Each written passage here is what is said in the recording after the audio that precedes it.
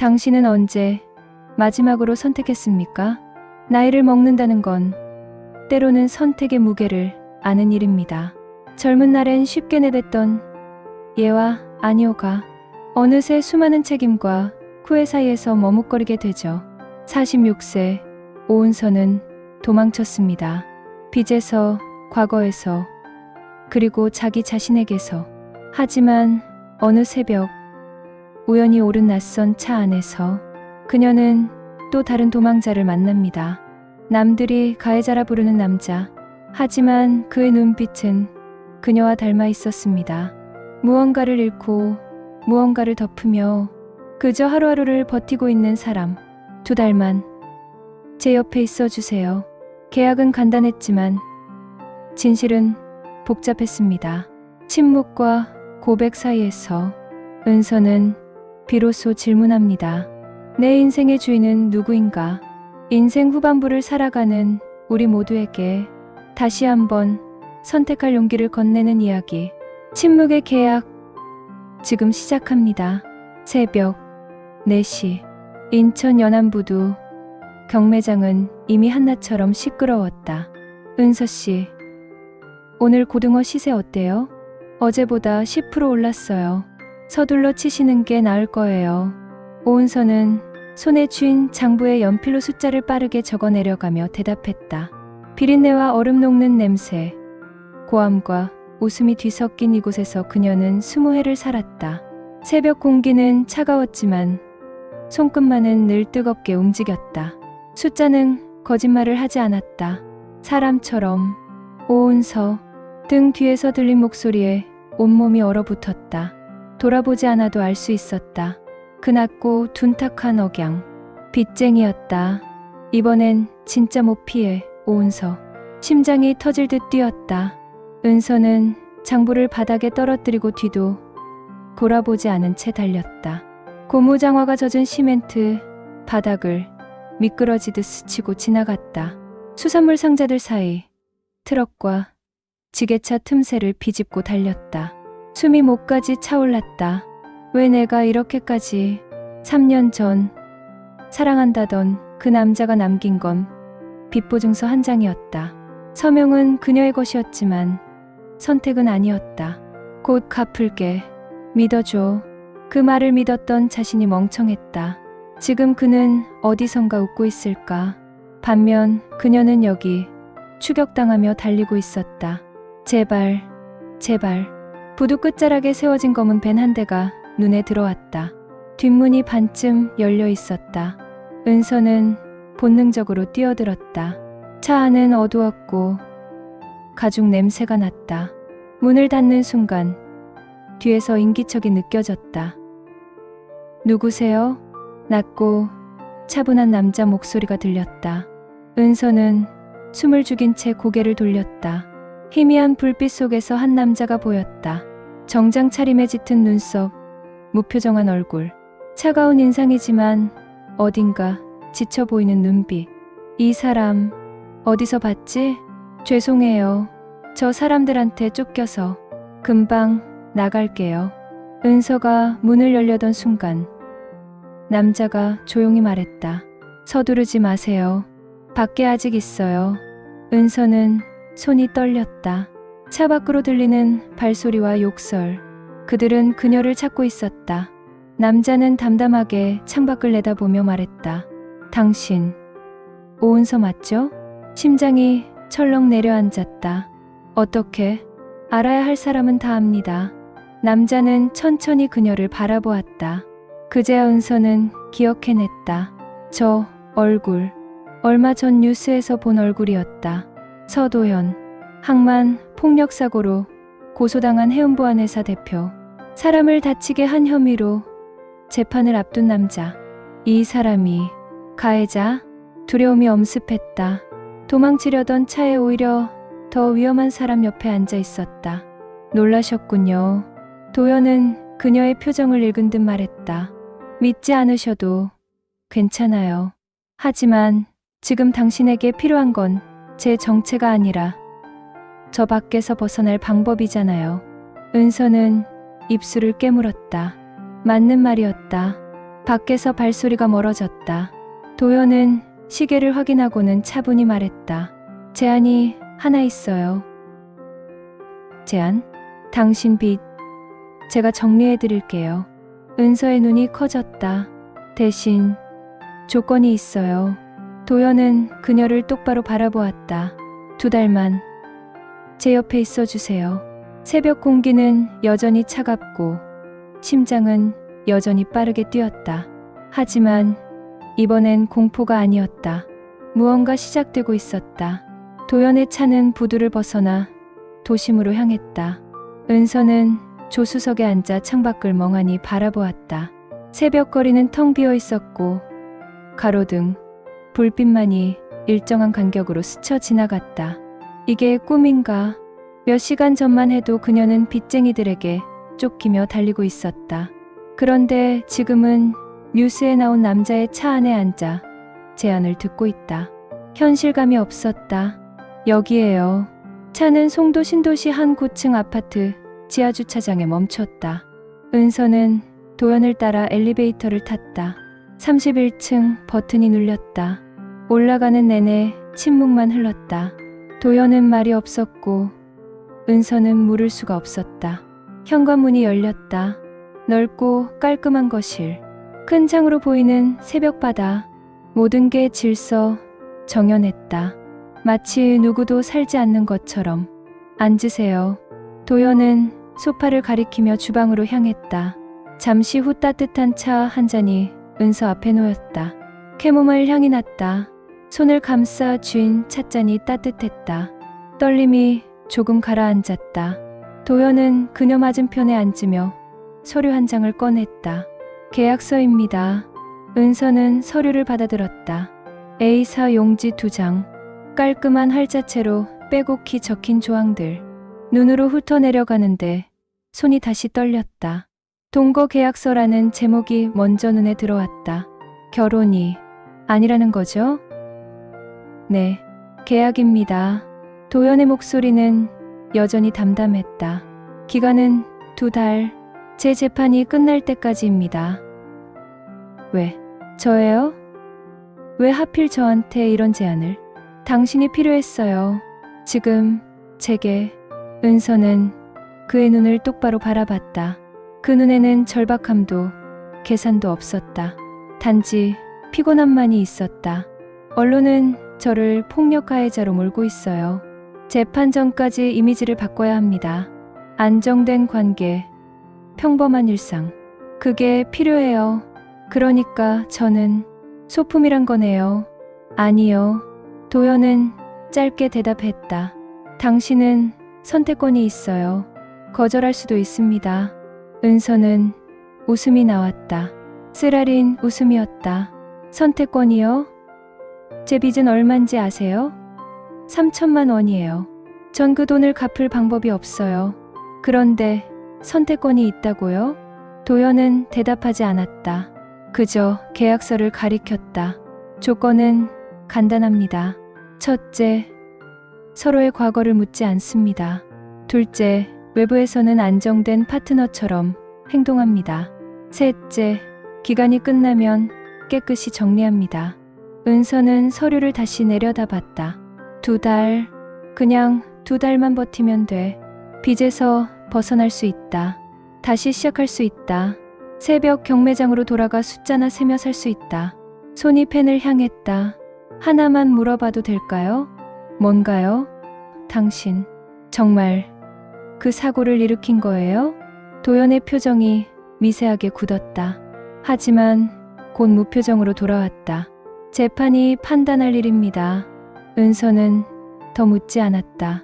어차피 답을 들어도 믿을 수 없었다.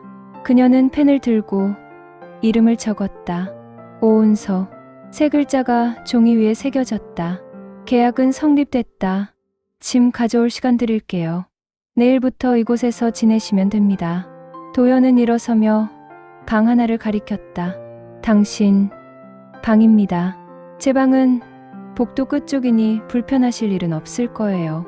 은서는 고개를 끄덕였다. 그가 현관으로 향하려던 순간 그녀의 핸드폰이 진동했다. 010 XXXXXXX. 모르는 번호였다. 은서는 화면을 켰다. 문자 한 통이 와 있었다. 그날 밤 내가 본 걸 말하면 다 끝이야. 심장이 멎는 것 같았다. 그날 밤 순간 기억이 스쳐 지나갔다.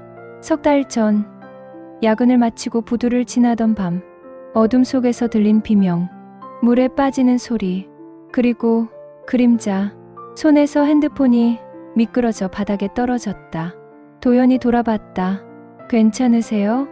은서는 떨리는 손으로 폰을 주었다. 화면은 이미 꺼져 있었다. 아니에요. 괜찮아요. 하지만 괜찮지 않았다. 계약서에 서명한 순간 그녀는 또 다른 침묵 속으로 걸어 들어가고 있었다. 동거 일주일째 은서는 매일 아침 6시에 눈을 떴다. 오랜 습관이었다. 경매장에 나가지 않아도 몸은 기억했다. 거실로 나가면 도연은 이미 소파에 앉아 노트북을 보고 있었다. 잘 주무셨어요? 네. 짧은 인사. 그게 전부였다. 도연은 말이 적었다. 아침을 같이 먹어도 저녁을 함께 있어도 그는 필요한 말만 했다. 불편하지 않냐고 물으면 고개를 저었다. 필요한 게 있냐고 물으면 없다고 했다. 이상했다. 언론에 나온 그는 폭력적이고 거칠었다. 부하 직원과 충돌해 큰 부상을 입혔다는 혐의. CCTV 화면에는 두 사람이 몸싸움을 벌이는 장면이 나왔다. 하지만 지금 눈앞의 도연은 달랐다. 그는 늘 한 발 물러서 있었다. 복도에서 마주치면 먼저 비켜섰다.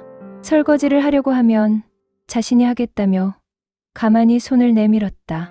밤늦게 화장실에 가려고 문을 열면 그는 이미 자기 방에 들어가 있었다. 이 사람 정말 가해자 맞나? 의구심이 커졌다. 그리고 이 집에는 비밀이 있었다. 복도 끝 서재는 항상 잠겨 있었다. 은서는 며칠째 그 문 앞을 지나치며 안을 궁금해했다. 어느 날 저녁 도연이 외출한 사이 그녀는 문 손잡이를 살짝 돌려봤다. 잠겨 있었다. 하지만 문틈 아래로 희미한 불빛이 새어나왔다. 안에 뭔가가 켜져 있다는 뜻이었다. 은서는 무릎을 꿇고 문틈으로 들여다봤다. 책상 위에 놓인 서류들, 그리고 모니터 화면 하나. 화면에는 항만 CCTV 영상이 일시정지되어 있었다. 흑백 화면 속 두 남자의 실루엣. 한 명은 도연이었다. 그리고 다른 한 명은 심장이 쿵쾅거렸다. 뭐 하세요? 뒤에서 들린 목소리에 은서는 하들짝 놀라 일어섰다. 도연이 현관에 서 있었다. 손에는 편의점 봉투를 들고. 아, 저 화장실 가려다가. 화장실은 반대편인데요. 도연의 목소리는 차가웠다. 은서는 할 말을 잃었다. 도연은 천천히 다가와 서재문 앞에 섰다. 궁금하세요? 안에 뭐가 있는지. 아니에요. 거짓말. 도연은 주머니에서 열쇠를 꺼냈다. 딸깍. 문이 열렸다. 그는 은서를 바라보며 말했다. 들어오세요. 은서는 망설였다. 하지만 도연은 이미 안으로 들어가 있었다. 그녀도 조심스럽게 따라 들어갔다.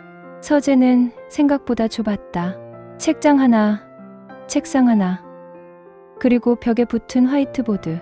보드에는 날짜와 시간이 적혀 있었다. 9월 17일 밤 11시 47분. 은서의 숨이 멎었다. 그날이야. 그날 밤. 그녀가 부두에서 목격했던 그날. 도연은 책상 위 하드디스크 하나를 집어들었다. 이 안에 진실이 있어요.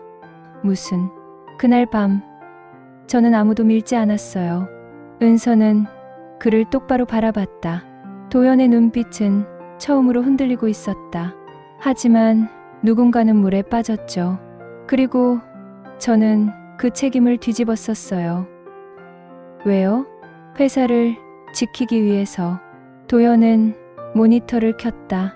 CCTV 영상이 재생됐다. 화면 속에서 두 남자가 다투고 있었다. 한 명은 도현, 그리고 다른 한 명은 중년 남자. 다툼이 격해지고 순간 중년 남자가 뒤로 비틀거렸다. 그리고 난간 너머로 떨어졌다. 하지만 밀어낸 건 도현이 아니었다. 화면 구석, 어둠 속에서 다가온 또 다른 그림자. 그 사람이 중년 남자를 밀었다. 은서는 손으로 입을 막았다. 저 사람은 우리 회사 전무예요. 회사의 핵심 인력이자 노동자들이 신뢰하는 사람이죠. 도현은 영상을 멈췄다. 그가 감옥에 가면 회사는 무너져요. 수백 명의 직원과 그 가족들이 거리로 나앉게 돼요. 그래서 제가 덮었었어요. 은서는 숨이 막혔다. 그런데 왜 저한테 이걸 보여주는 거예요? 도현은 그녀를 바라봤다. 당신도 그날 거기 있었으니까요. 온몸에 소름이 돋았다. 어떻게? 항만 출입 기록에 당신 이름이 있었어요. 그날 밤 11시. 당신은 야근을 마치고 부두를 지나갔죠. 은서는 뒷걸음질 쳤다. 당신한테 온 문자. 그거 저 아니에요. 알아요. 도연의 목소리는 낮게 가라앉았다. 하지만 이제 당신도 위험해요.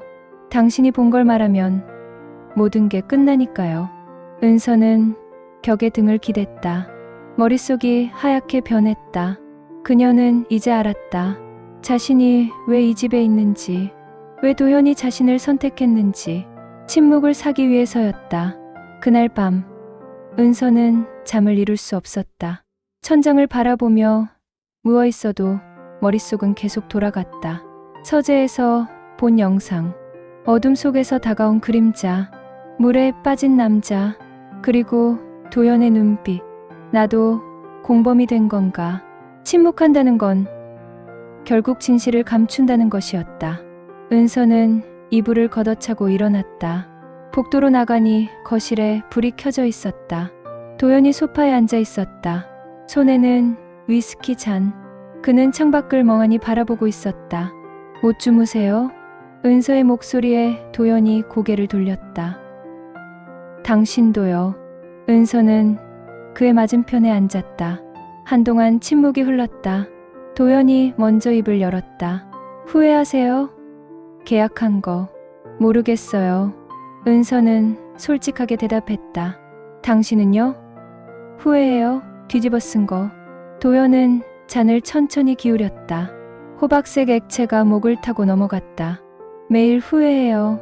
그럼 왜 안 말해요? 진실을 말하면 끝이니까요. 도연은 잔을 내려놓으며 말했다. 우리 회사 직원이 600명이에요. 대부분 항만에서 평생을 일한 사람들이죠. 전무가 없으면 회사는 돌아가지 않아요.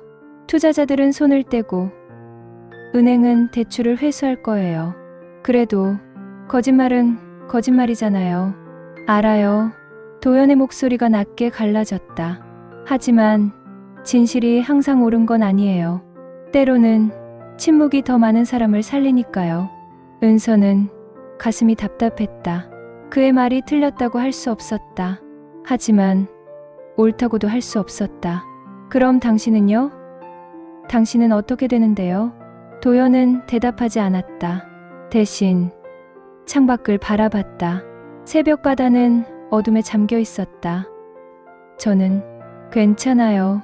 하지만 그의 얼굴은 괜찮아 보이지 않았다. 다음 날 오후 은서는 도연과 함께 외출했다. 재판을 앞두고 변호사와 만나야 한다고 했다. 그리고 그녀도 함께 가야 했다. 안정된 파트너로 보여야 하니까. 법률사무소 로비는 차갑고 조용했다. 은서는 도연 옆에 앉아 기다렸다. 그의 손은 무릎 위에서 가만히 쥐어져 있었다. 긴장하고 있었다. 서 대표님, 변호사가 나왔다. 중년의 남자, 날카로운 눈빛. 그는 은서를 힐끗 보더니 도연에게만 말했다. 안으로 들어오시죠. 회의실 안. 변호사는 서류를 펼쳐놓으며 말했다. 재판은 다음 주입니다. CCTV 영상은 이미 검찰 측에 제출됐고요. 피해자 측 증인도 셋이나 됩니다. 이길 수 있나요? 도연의 목소리는 평온했다. 솔직히 어렵습니다.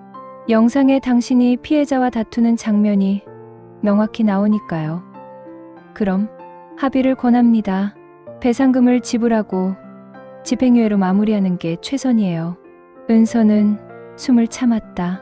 도연은 고개를 끄덕였다. 알겠습니다. 그런데 변호사는 은서를 힐끗 보며 말했다. 혹시 그날 밤 현장에 있었던 목격자가 또 있습니까? 순간 은서의 심장이 멎었다. 왜 그러시죠? 도연이 조용히 물었다. 검찰 측에서 익명 제보가 들어왔다고 하더군요. 그날 밤 다른 목격자가 있을 수 있다고. 은서는 손이 차갑게 식었다. 도연은 잠시 침묵하더니 대답했다. 모릅니다. 회의가 끝나고 밖으로 나왔을 때 은서는 도연의 팔을 붙잡았다. 저예요. 익명, 제보. 도연은 멈춰 섰다. 누가 알고 있어요. 제가 거기 있었다는 걸. 전무일 겁니다. 도연은 차분하게 말했다. 그는 모든 걸 알아요. 그래서 당신을 협박한 거예요. 그럼 저 법정에 서야 하는 거예요? 아니요. 도연은 고개를 저었다. 당신은 아무것도 본 게 없어요. 그날 밤 당신은 거기 없었어요. 하지만 은서 씨, 도연이 처음으로 그녀의 이름을 불렀다. 그의 목소리는 간절했다. 제발 아무 말도 하지 마세요. 당신까지 위험해지면 안 돼요. 은서는 그의 눈을 똑바로 바라봤다. 그 눈에는 두려움이 있었다. 자신을 위한 게 아니라 그녀를 위한 두려움. 당신은요? 당신은 어떻게 되는데요? 도연은 말을 잇지 못했다. 저는 이미 각오했어요. 은서의 눈에 눈물이 맺혔다. 그녀는 알았다. 도연은 자신을 지키려 하고 있다는 것을. 자신이 침묵하면 그는 혼자 모든 걸 짊어질 것이라는 걸. 하지만 침묵은 그를 구하지 못한다. 침묵은 그저 또 다른 거짓일 뿐이었다. 저 선택할게요. 은서는 떨리는 목소리로 말했다. 제가 뭘 할지 제가 정할게요. 도연은 아무 말도 하지 못했다. 그저 그녀를 바라볼 뿐이었다. 재판 당일 아침은 유난히 조용했다. 은서는 창가에 서서 바다를 바라봤다. 겨울 바다는 잔잔했다. 파도 소리도 들리지 않았다. 마치 모든 게 숨을 죽이고 있는 것 같았다. 준비됐어요? 뒤에서 도연의 목소리가 들렸다. 그는 검은색 정장을 입고 있었다. 평소보다 더 창백해 보였다. 네. 은서도 단정한 옷을 입었다. 손은 떨렸지만 표정은 침착했다. 법정에 같이 가주셔서 고맙습니다. 도연은 어색하게 말했다. 그는 끝까지 그녀에게 증언을 부탁하지 않았다. 오히려 가지 말라고 했다. 하지만 은서는 고집을 부렸다. 저도 보고 싶어요. 끝을. 두 사람은 말없이 차에 올랐다. 법정은 생각보다 작았다. 방청석에는 기자들과 회사 직원들이 앉아 있었다. 은서는 뒤쪽 자리에 조용히 앉았다. 도연은 피고인석으로 향했다. 그의 뒷모습이 무겁게 보였다.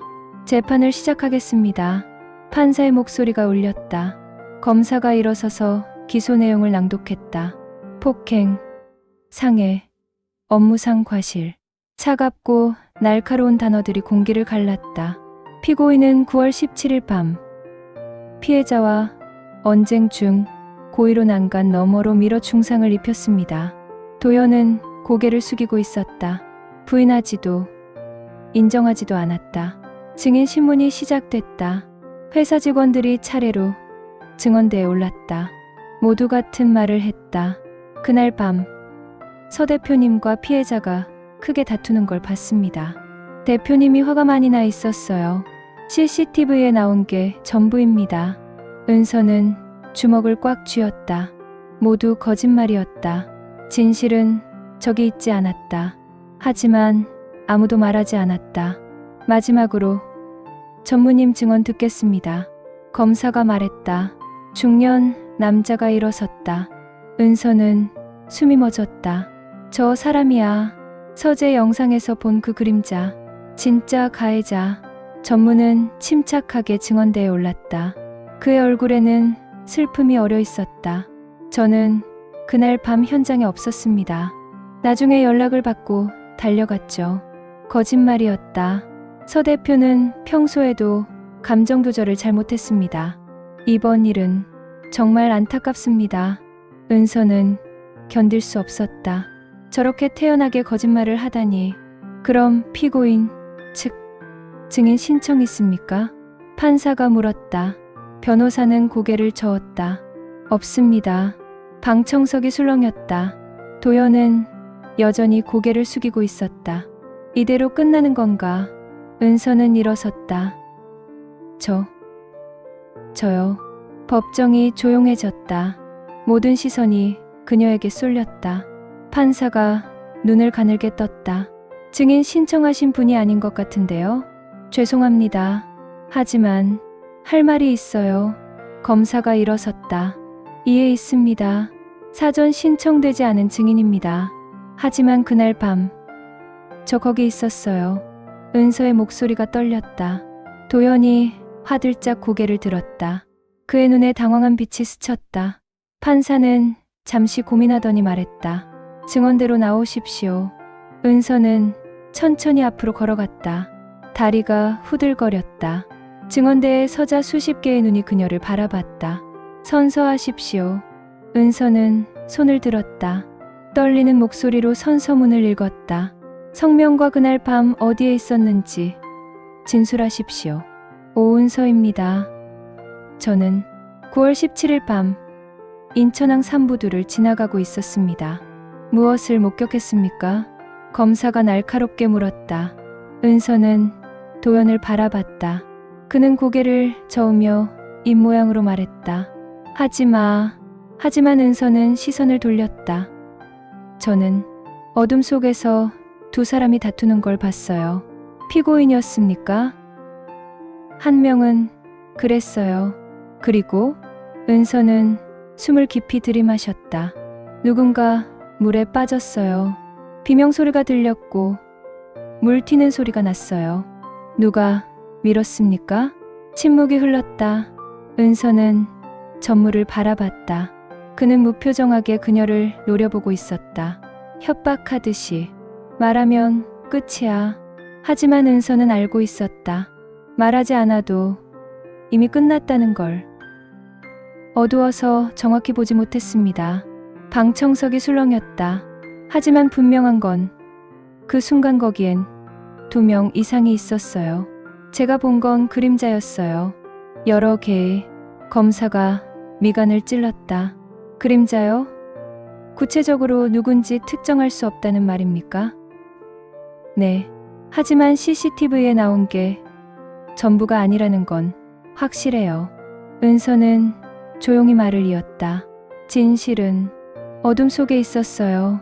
판사는 서류를 넘기며 한숨을 쉬었다. 증언 감사합니다. 자리로 돌아가세요. 은서는 증언대에서 내려왔다. 다리가 풀려 비틀거렸다. 하지만 걸었다. 도연과 눈이 마주쳤다. 그의 눈에는 눈물이 고여 있었다. 재판은 일주일 뒤 판결이 나왔다. 집행유예 2년. 도연은 감옥에 가지 않았다.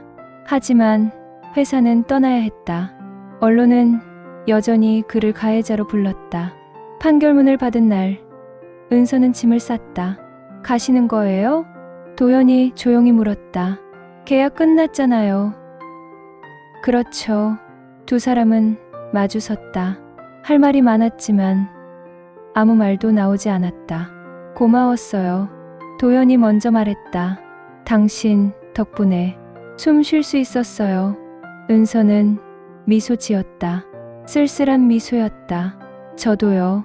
당신 덕분에 빚에서 벗어났어요. 그게 다예요? 도연이 물었다. 은서는 고개를 저었다. 아니요. 제가 선택할 수 있다는 걸 배웠어요. 침묵도, 말하는 것도. 은서는 가방을 들었다. 잘 살아요. 서도현 씨. 문이 닫혔다. 도현은 텅 빈 거실에 혼자 남았다. 창밖으로 바다가 보였다. 이번엔 파도 소리가 들렸다. 6개월 후 은서는 다시 경매장으로 돌아왔다. 새벽 공기, 비린내, 숫자들. 익숙한 일상이었다. 하지만 달라진 게 하나 있었다. 이젠 도망치지 않았다. 어느 날 우편함에 편지 한 통이 왔다.